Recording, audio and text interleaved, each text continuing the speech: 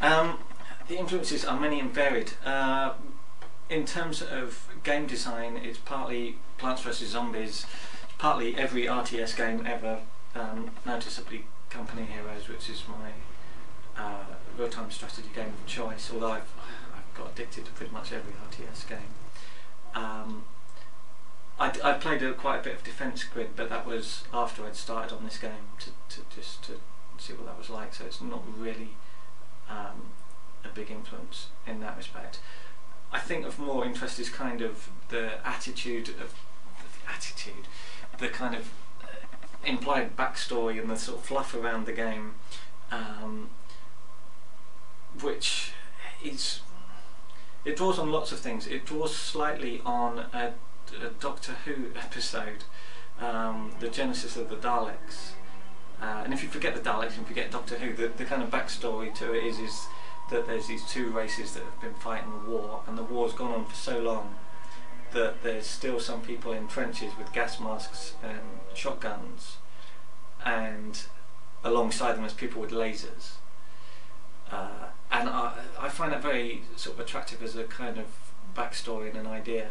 And it does occur to me that it's kind of an interesting idea that World War I never ended, let alone, you know, World War II, that you've gone all the way from guys in trenches catching diseases and eating rats to the modern day and beyond with mechs and lasers, and that you have a war that is spanning all of that, but with the same attitude that they kind of had to some extent in the First World War and the Second World War, which is exaggerated by Blackadder goes forth, that kind of optimistic, you know, it'll all be over by Christmas, sort of British stiff upper lip, you know, we're in a bit of a pickle here boys, kind of thing, which I quite like, being very English, and I'm also very amused by,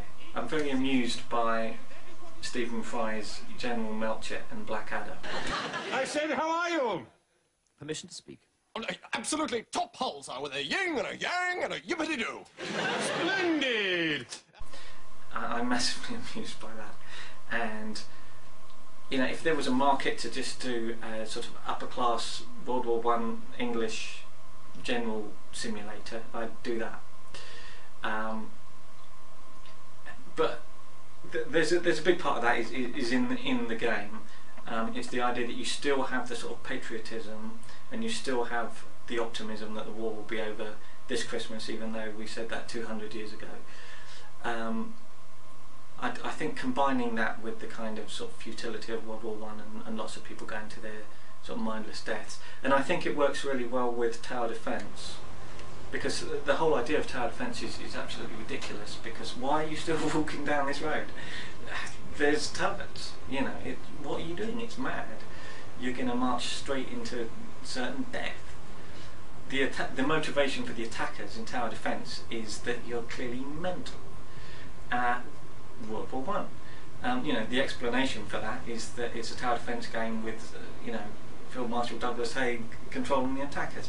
Then it makes sense. It is a war where you know, you're sort of going over the top to certain death, and I think that kind of works in with tower defence, and you know, hopefully that kind of all comes together. And it also allows me to have a game where you have World War II's tanks, which are the coolest tanks.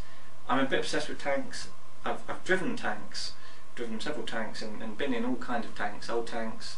I've been in a sort of Mark IV, Mark I, the original World War I tank, and I've driven a Challenger tank, and sat in the gunner seat of a Chieftain tank. I live near like a tank training place, and you know, the World War II tanks are the best. The coolest tank ever is a Tiger tank, clearly. And if you could find a way to design a game where you had Tiger tanks but with lasers, fantastic.